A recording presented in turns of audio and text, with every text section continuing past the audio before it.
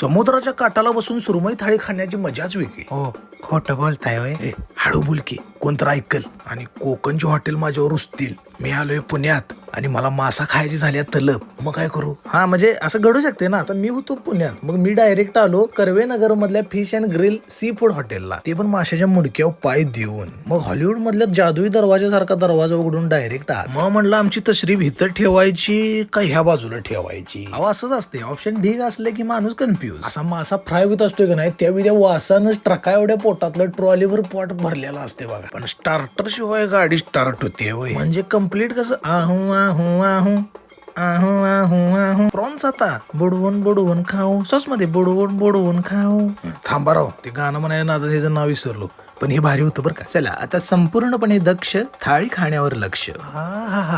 मौसूद. मग एक घास माशाचा, दुसरा घोट सोलकडीचा. अहो म्हणून म्हणतोय वेळेला तलप येत नाही, पण तलप आलेल्या वेळेला ज्याची तलप आल्या ते लागतेच. तू समजा.